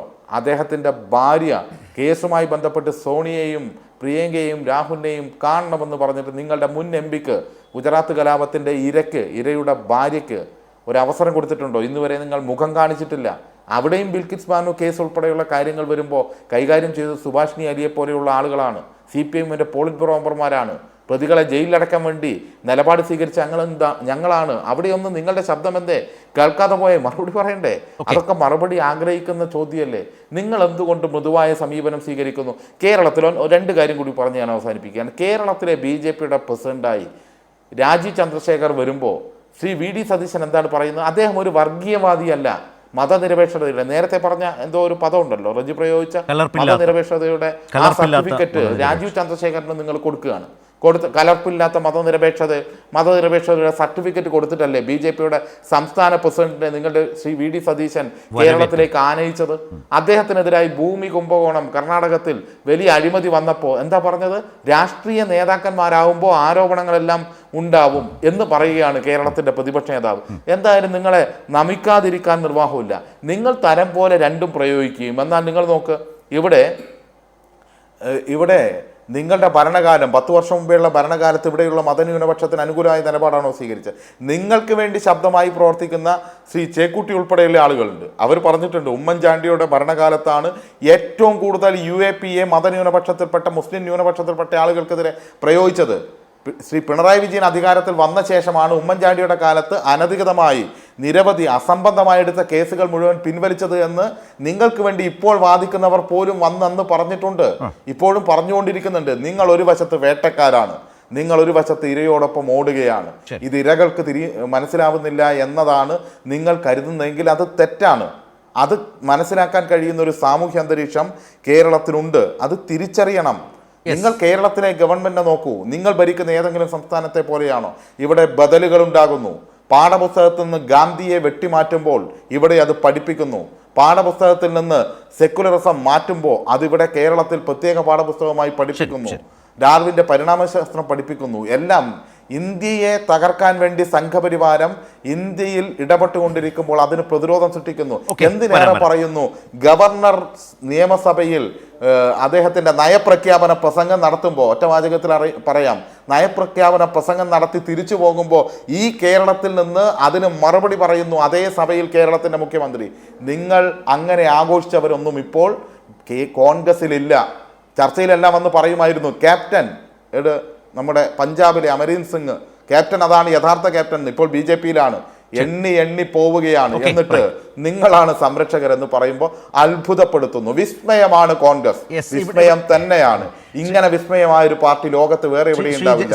മറ്റൊരാൾക്ക് വേണ്ടി പ്രവർത്തിക്കുന്ന, മറ്റൊരു അപകടകരമായ രാഷ്ട്രീയത്തിന് വേണ്ടി പ്രവർത്തിക്കുന്ന, വിസ്മയം തീർക്കുന്ന വേറൊരു പാർട്ടിയും ഈ ലോകത്ത് വേറെ ഉണ്ടാവില്ല. അതുകൊണ്ട് വിസ്മയം തന്നെയാണ്. റൈറ്റ്. ശ്രീ ജയചന്ദ്രൻ, ഇപ്പോൾ ഇതേ VD സതീശൻ പ്രതിപക്ഷ നേതാവായിരിക്കുമ്പോൾ അദ്ദേഹം ഉമ്മൻചാണ്ടി ഭരണകാലത്ത് ഈ 5ാം മന്ത്രി സ്ഥാനത്തിൻ്റെ കാലത്ത് പറഞ്ഞ, പ്രത്യേകിച്ച് ആ കാലത്ത് മലപ്പുറത്ത് 33 സ്കൂളുകൾ കൊടുത്തപ്പോൾ പറഞ്ഞ വളരെ സ്പെസിഫിക് ആയ ഒരു സ്റ്റേറ്റ്മെൻ്റ് ഉണ്ട്. ഈ 5ാം മന്ത്രി സ്ഥാനത്തിൻ്റെ പേരിൽ കേരളത്തിൻ്റെ സാമൂഹ്യ പശ്ചാത്തലം ആകെ അലങ്കോലമായിരിക്കുന്ന സമയത്ത് കൊടുക്കണോ ഈ 33 സ്കൂളുകൾ ഒരു പ്രത്യേക സമുദായത്തിന്? അന്ന് മുസ്ലിം ലീഗ് നേതൃത്വത്തിനെ ചൂണ്ടിക്കാട്ടിക്കൊണ്ട് നടത്തിയ ആ വിമർശനമുണ്ട്. അന്നും ഞാൻ മുമ്പ് പറഞ്ഞതുപോലെ അദ്ദേഹത്തെ ആരും വർഗീയവാദി എന്ന് ആക്ഷേപിക്കാൻ ശ്രമിച്ചിട്ടില്ലല്ലോ.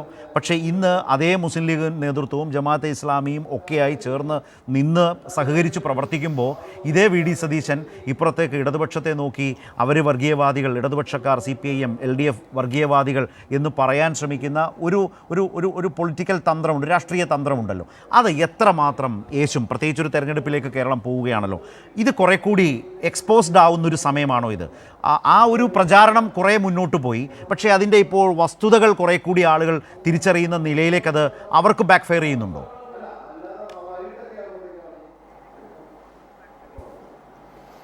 അത് കൂടുതൽ തെളിമയോടെ പുറത്തേക്ക് വരിക തന്നെ ചെയ്യണം.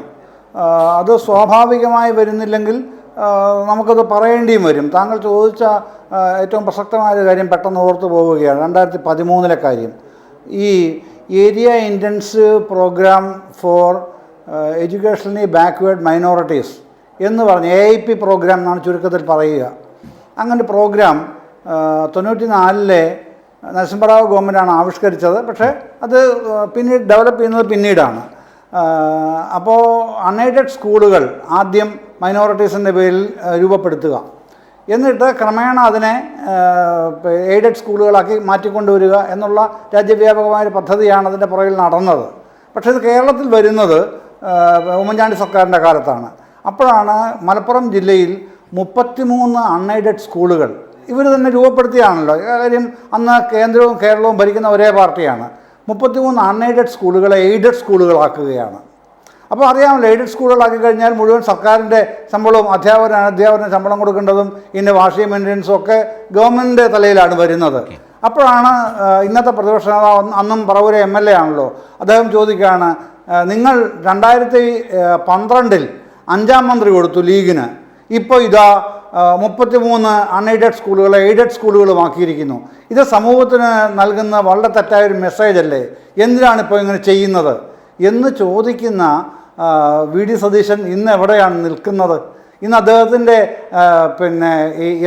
എന്ത് ഒരു പൊളിറ്റിക്കൽ പൊസിഷനിങ് ആണ് അന്നത്തെ സതീശൻ്റെ വാചകങ്ങളും ഇന്നത്തെ സതീശൻ്റെ നിലപാടും തമ്മിൽ നമ്മൾ കോൺഗ്രസ്സുകാർ, ഇപ്പോൾ എന്നെ വിട്ടേക്കൂ, ശരത്തിനെ സജീഷിനെ വിട്ടേക്കൂ, കോൺഗ്രസ് സഹയാത്രികനായ റജിക്ക് എങ്ങനെ അത് എങ്ങനെ ഫീൽ ചെയ്യും അത്?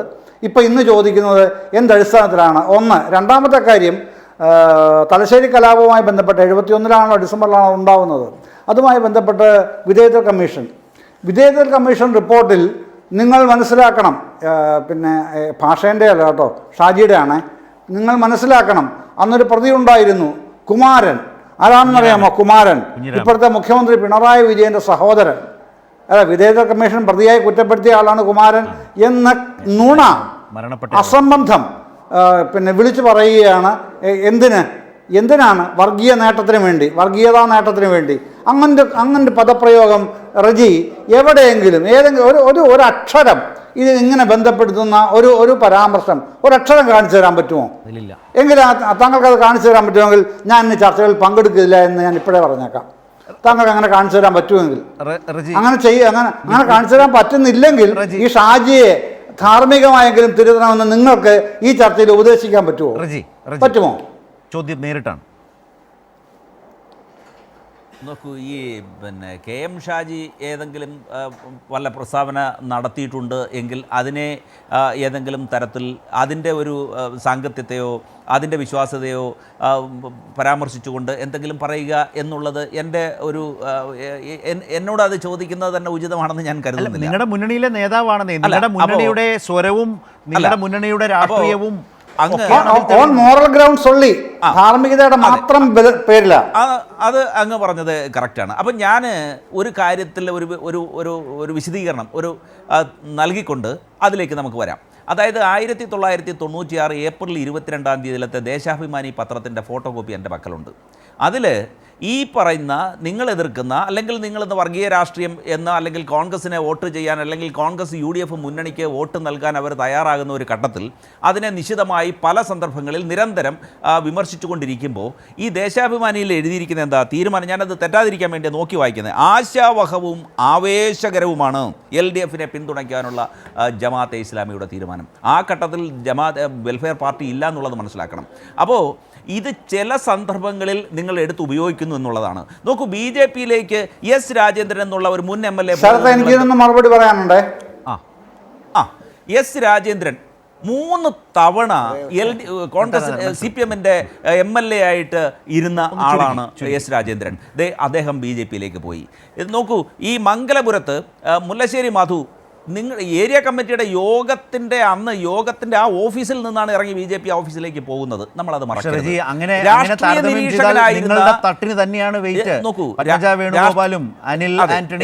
നിരീക്ഷകനായി ദീർഘകാലം ചാനൽ ചർച്ചകളിൽ വന്ന ശ്രീ അദ്ദേഹം നടന്നു കയറിയത് BJPയിലേക്ക് പോയി. കോൺഗ്രസ് മുഖ്യമന്ത്രിമാരുടെ മക്കളാണ് ഇവരെല്ലാം. അതുകൊണ്ട് ആ താരതമ്യം ഒന്നും നിങ്ങൾക്ക് ഗുണം ചെയ്യുന്ന കാര്യമല്ല.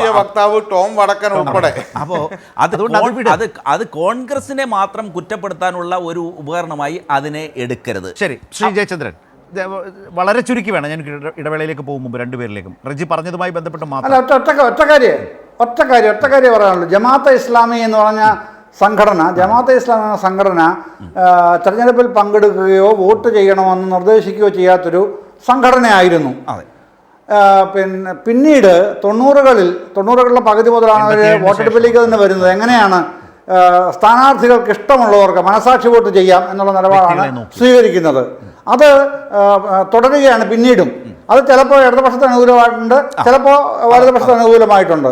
അത് മനസാക്ഷി വോട്ട് ചെയ്യുക എന്നുള്ളതാണ് ഈ തെരഞ്ഞെടുപ്പിന് വോട്ട് ചെയ്യാത്തവർ. പക്ഷേ 2011 മുതൽ വേറെയാണ് നിലപാട്. വെൽഫെയർ പാർട്ടി ഉപയോഗിച്ച അവരാണല്ലോ. അപ്പം മുതൽ നിലപാട് വേറെയാണ്.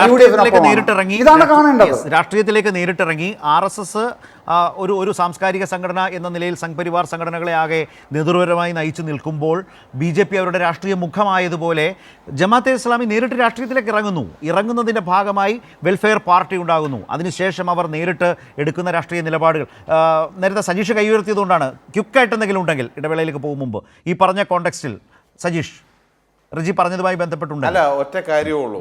അതായത് കോൺഗ്രസിൻ്റെ തീർച്ചയായും ഒറ്റ കാര്യമുള്ളൂ. അതായത് കോൺഗ്രസ് മതനിരപേക്ഷതയ്ക്ക് ഏൽപ്പിച്ച പോറലിൻ്റെ ഭാഗമായി അവരും അതുപോലെ തന്നെ ക്രിസ്ത്യൻ സഭയുമെല്ലാം കോൺഗ്രസിനോടൊപ്പം നിന്ന ആളുകൾ പോലും ഇപ്പോൾ ഇടതുപക്ഷം ആവശ്യപ്പെടാതെ തന്നെ പിന്തുണയ്ക്കുന്ന ഒരു സാഹചര്യത്തിലേക്ക് വന്നു എന്നതിൻ്റെ മുകൾ ഭാവമെന്നും കാണിക്കാതെ അവസാനത്തെ കാര്യം മാത്രം വായിച്ചിട്ട് ഇതാ ഞാൻ നോക്കി വായിക്കുകയാണ് എന്ന് പറയുകയാണ്. അതായത് നിങ്ങളെ അനുകൂലിക്കേണ്ടവർ പോലും ഇപ്പോൾ ഞങ്ങൾക്ക് അനുകൂലമായി സ്വയം തീരുമാനമെടുക്കുന്ന അന്തരീക്ഷത്തിലേക്ക് രാഷ്ട്രീയം മാറിക്കൊണ്ടിരിക്കുന്നു. അത്രയും അപകടകരമാണ് നിങ്ങളുടെ രാഷ്ട്രീയം എന്ന് ചൂണ്ടിക്കാണിച്ചതാണ്.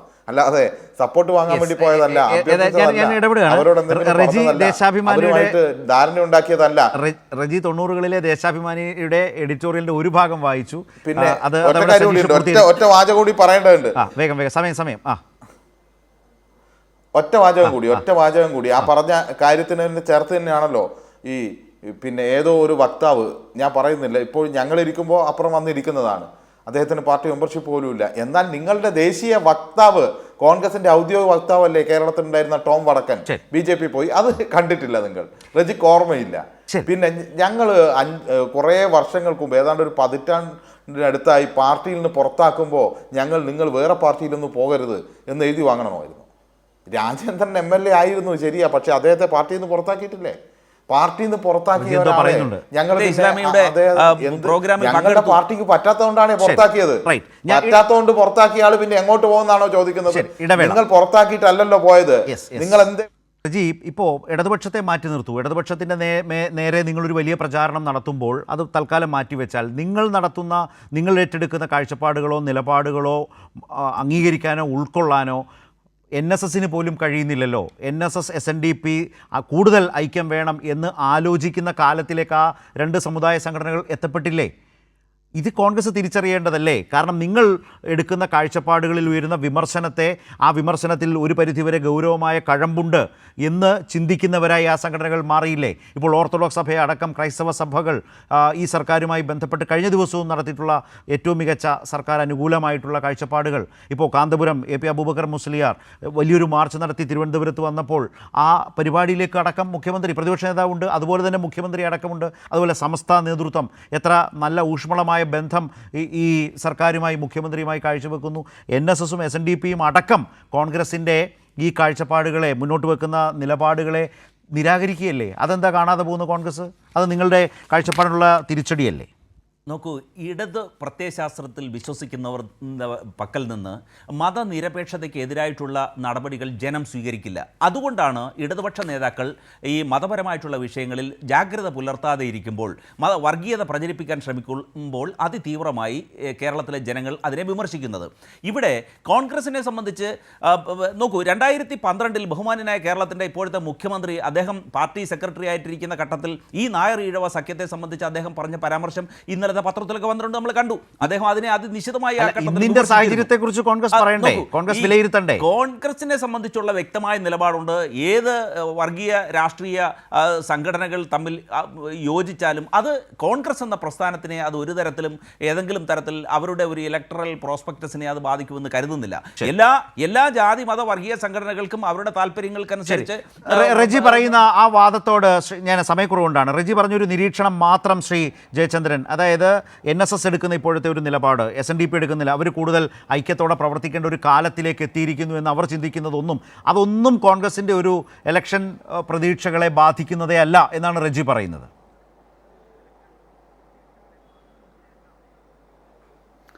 ഒറ്റ കാര്യമുള്ളൂ അതിനകത്ത് എടുത്തു പറയാൻ കാര്യമുള്ള. 2 നേതാക്കളും വെള്ളാപ്പള്ളി നടേശനും G. സുകുമാരനും പറഞ്ഞ ഒരേ സ്വരത്തിൽ പറഞ്ഞ ഒരു പ്രധാനപ്പെട്ട കാര്യം എന്ന് പറയുന്നത്, കോൺഗ്രസിനെ SNDP NSSനെയും കോൺഗ്രസിൽ നിന്ന് അകറ്റി നിർത്തുന്നത് എന്താണ് എന്നുള്ളതാണ്. 2 പേരും 2 പത്രസമ്മേളനങ്ങളോടെ പറയാൻ ശ്രമിച്ചത്.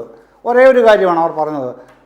NSSനെയും SNDPയെയും കോൺഗ്രസിൽ നിന്ന് അകറ്റുന്നത് VD സതീശൻ എന്ന പ്രതിപക്ഷ നേതാവാണ്. ഇതാണ് അടിവരയിട്ട് പറഞ്ഞത്. കേരളം എത്രയോ പ്രാവശ്യം, കഴിഞ്ഞ ദിവസങ്ങളിൽ എത്രയോ പ്രാവശ്യമായി കേട്ടുകൊണ്ടിരിക്കുകയാണ്. ഇന്നത് തന്നെ പറഞ്ഞില്ലേ വീണ്ടും, ഇല്ലേ? ഇതെന്തുകൊണ്ടാണെന്ന് ആലോചിക്കുന്ന ഇടതുപക്ഷമാണോ? കോൺഗ്രസ് അല്ലേ ആലോചിക്കേണ്ടത്? കോൺഗ്രസ് എന്താണ് ആലോചിക്കാത്തത്? കോൺഗ്രസ് നിലപാടില്ല ഇക്കാര്യത്തിൽ പറയാൻ. കാരണം SNDPയുടെയും NSSൻ്റെയും ജനറൽ സെക്രട്ടറിമാരാണ് പറഞ്ഞത്. അപ്പോൾ അതിന് മറുപടി പറയാൻ കോൺഗ്രസിന് ബാധ്യതയുണ്ട്. കോൺഗ്രസിൻ്റെ ഔദ്യോഗിക നേതൃത്വത്തിൽ മറുപടി പറഞ്ഞിട്ടില്ല. ഇതാണ് ഇവിടെ അത് കോൺഗ്രസ് നിങ്ങളെ ബാധിക്കുന്ന പ്രശ്നമാണോ ഇല്ലയോ എന്നുള്ളത് നിങ്ങൾ പരിശോധിച്ചോടുക റജി. പക്ഷെ പറഞ്ഞത് ചെറിയ കാര്യമല്ല, വെറുതെ എന്ന് പറഞ്ഞിട്ട് പോവുകയുമല്ല, വളരെ ഗൗരവത്തോടെ ആധികാരികമായി അവർ ഉത്തരവാദിത്തോടെ പറഞ്ഞ കാര്യങ്ങളാണത്. ഇത്ര- അതിന് right. യഥാക്രമം സജീഷ്, കാരണങ്ങൾ നിരത്തിയിട്ടുണ്ട്. ഇപ്പോ ഇത് തന്നെയാണ് കാണുന്നത്. അത് കേരളം കണ്ടുകൊണ്ടിരിക്കുകയാണ്. പ്രതിപക്ഷ നേതാവിൻ്റെ നേതൃത്വത്തിൽ വളരെ ആസൂത്രിതമായി ഇടതുപക്ഷത്തിന് നേരെ ഇത്തരം പ്രചാരണം നടത്തുമ്പോൾ അതിനെ മറികടന്നുകൊണ്ട് തന്നെ വസ്തുതകൾ വിശദീകരിച്ച് ഒരു പൊതു സ്വീകാര്യത വർദ്ധിപ്പിക്കാൻ കഴിയുന്ന ഒരു അന്തരീക്ഷം ഇന്ന് കേരളത്തിലുണ്ടോ? എന്താണ് അവസാനമായുള്ള വിലയിരുത്തൽ? നമുക്ക് വേഗം ഈ ചർച്ച അവസാനിപ്പിക്കാം. തീർച്ചയായും കേരളത്തിൻ്റെ അന്തരീക്ഷത്തിൽ വികസന ക്ഷേമ പ്രവർത്തനങ്ങളെക്കുറിച്ച് ചർച്ച ചെയ്യും. വികസന കാര്യങ്ങൾ അനുഭവിക്കുന്ന ജനങ്ങളെ സംബന്ധിച്ചിടത്തോളവും ക്ഷേമാനുകൂല്യങ്ങൾ അനുഭവിക്കുന്ന ജനങ്ങളെ സംബന്ധിച്ചിടത്തോളം അതിൽ ജാതിയുടെയോ മതത്തിൻ്റെയോ വേർതിരിവുകളില്ല. എല്ലാവർക്കും മെച്ചപ്പെട്ട ജീവിതം സാധ്യമാകുന്നു കേരളത്തിൽ. പക്ഷേ അതിനെ തകർക്കാൻ വേണ്ടി ഇപ്പോൾ ഇവർ പ്രയോഗിക്കുന്നത്, പ്രതിപക്ഷ നേതാവിൻ്റെ നേതൃത്വത്തിൽ UDF പ്രയോഗിക്കുന്നത് ഒരു കനകോലു തന്ത്രമാണ്. കനകോലു എവിടെ പ്രയോഗിച്ച തന്ത്രമാണ്?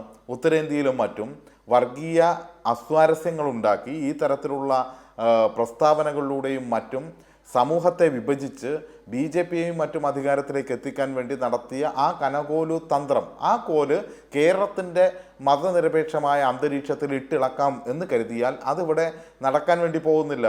നിങ്ങൾ എത്ര കോടി കൊടുത്ത് കനകോലുവല്ല ഏത് ഇലക്ഷൻ സ്ട്രാറ്റജിസ്റ്റിനെ കൊണ്ടുവന്നാലും, ലോകത്തിലെ ആരെ കൊണ്ടുവന്നാലും ശരി, എത്ര കോടി ഒഴുക്കിയാലും ശരി, മതനിരപേക്ഷ കേരളത്തിൽ വികസനവും ക്ഷേമവും മുന്നോട്ട് കേരളം എങ്ങനെയായിരിക്കണം എന്നതും ചർച്ച ചെയ്യപ്പെടും. അതിൽ നിങ്ങൾ പരാജയപ്പെടുകയുള്ളൂ. ഇപ്പോഴുണ്ടായ ഈ അന്തരീക്ഷം ശരിയായ കാര്യങ്ങൾ ബോധ്യപ്പെടുത്താൻ ജനങ്ങളെ ആകെ സജ്ജമാക്കിയിട്ടുണ്ട് എന്നാണ് ഞങ്ങൾക്ക്. നന്ദി ശ്രീ റജി, ശ്രീ സജീഷ്, അതുപോലെ ശ്രീ M ജയചന്ദ്രൻ.